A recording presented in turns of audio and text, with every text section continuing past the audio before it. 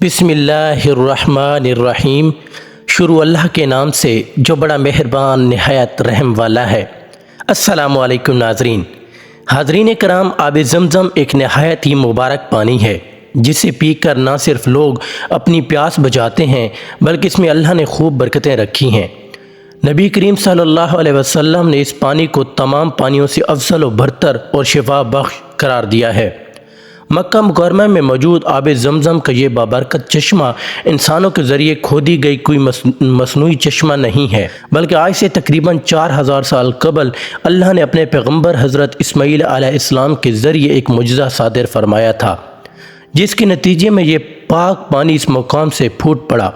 اس video میں ہم کچھ حیرت انگیز معجزے کا ذکر کریں گے جو بی بی ہاجرہ علیہ السلام اور حضرت اسماعیل علیہ السلام کی غیبی مدد کے لیے اس سنسان اور بنجر صحرا سے پھوٹ پڑا تھا۔ اللہ نے اپنے جلیل القدر پیغمبر حضرت ابراہیم علیہ السلام کو بہت سارے آزمائشوں میں ڈالا، مگر آپ ہر امتحان میں ثابت قدم رہے اور ان میں پورا اترے۔ جب ابراہیم علیہ السلام کی عمر 80 سال سے بھی زیادہ ہوئی تو بہت دعاؤں اور منتوں کے بعد اللہ نے انہیں ایک بیٹا عطا فرمایا جس کا نام آپ نے اسماعیل رکھا۔ آپ اپنے لخت جگر اسماعیل اور اپنی بیوی ہاجرہ سے بے پناہ محبت کرتے تھے۔ حضرت اسماعیل علیہ السلام کی پیدائش کے چند دنوں بعد ہی اللہ نے آپ کو حکم دیا کہ آپ اپنے بیٹے اسماعیل اور بی بی ہاجرہ کو دور عرب کی ایک بیابان صحرا میں چھوڑ آئیں، جہاں نہ انسانی آبادی تھی اور نہ غذا کا انتظام۔ جب حضرت ابراہیم علیہ السلام نے بی بی ہاجرہ کو وحی کی خبر سنائی اور بتایا کہ اللہ کا یہ حکم ہے، تو بی بی ہاجرہ جو اب تک شام کے سرسبز و شاداب اور بہترین آب و ہوا سے سرشار زمین پر رہ چکی تھیں، اللہ کو حکم سنتے ہی بنا کچھ سوچے تیار ہو گئیں۔ انہیں اللہ پر مکمل یقین اور اعتماد تھا کہ وہ ان کے لیے اس گرم صحرا میں کچھ نہ کچھ انتظام ضرور کر دیں گے۔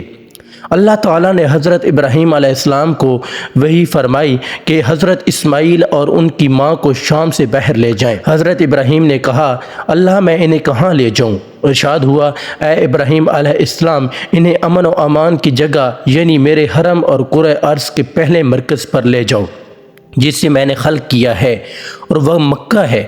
حضرت ابراہیم علیہ السلام اپنے اہل و عیال کے ساتھ سرزمین مکہ پر پہنچے تو وہاں ایک درخت موجود تھا، تو بی بی ہاجرہ نے اپنی چادر ایک درخت پر ڈال دی اور اپنے بچوں کو اس کے سائے میں لے کر بیٹھ گئیں۔ جب حضرت ابراہیم علیہ السلام وہاں سے واپس جانا کا ارادہ کیا تو حضرت ہاجرہ نے کہا، اے ابراہیم، آپ ہم کو ایسی جگہ چھوڑ کر جا رہے ہیں جہاں نہ کوئی پانی ہے اور نہ کوئی غذا۔ حضرت ابراہیم علیہ السلام نے فرمایا، جس خدا نے ہمیں حکم دیا ہے کہ تم لوگوں کو یہاں چھوڑ دوں، وہی خدا تمہاری مشکلیں آسان کر دے گا۔ گرم ہوا چل رہی تھی اور بی بی ہاجرہ کا معصوم بچہ پیاس کی شدت سے تڑپ رہا تھا۔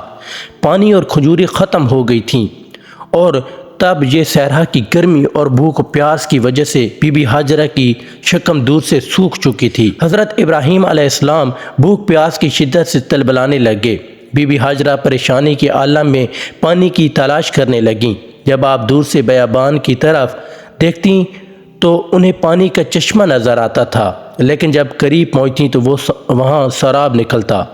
اس طرح بی بی ہاجرہ 7 مرتبہ پانی کی تلاش میں صفا اور مروہ کی پہاڑیوں کے درمیان دوڑی، مگر آپ کو پانی میسر نہ ہوا۔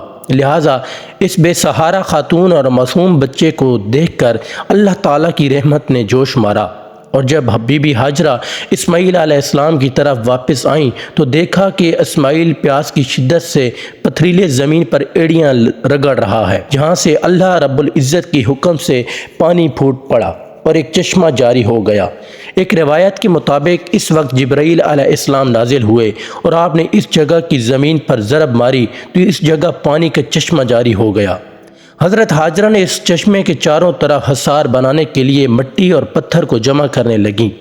پانی تیز رفتاری سے پھوٹ رہا تھا، لہٰذا آپ نے اس پانی سے کہا، زم زم، یعنی رک جا رک جا، اس لیے اس چشمے کا نام زمزم پڑ گیا۔ حضرت ابن عباس سے روایت ہے کہ نبی صلی اللہ علیہ وسلم نے فرمایا، اگر تمہاری ماں ہاجرہ نے اس پانی کا احاطہ نہ کیا ہوتا تو یہ مکہ کی وادیوں کو بھر دیتا۔ اس چشمے سے بی بی ہاجرہ خود بھی سراب ہو ہوئیں اور اپنے بچے کی پیاس کو بھی بجھایا۔ اتنے میں وہاں سے قافلہ گزر رہا تھا۔ جب انہوں نے پانی کے چشمے کو دیکھا تو وہاں رک گئے اور بی بی ہاجرہ سے اجازت مانگی کہ انہیں یہاں قیام کرنے دیں، کیونکہ اس پورے صحرا میں کہیں بھی پانی کا نام و نشان تک نہیں تھا۔ لہٰذا بی بی ہاجرہ نے انہیں مکہ میں رہنے کی اجازت دے دی۔ یہ لوگ بنی جرہم کہلاتے تھے۔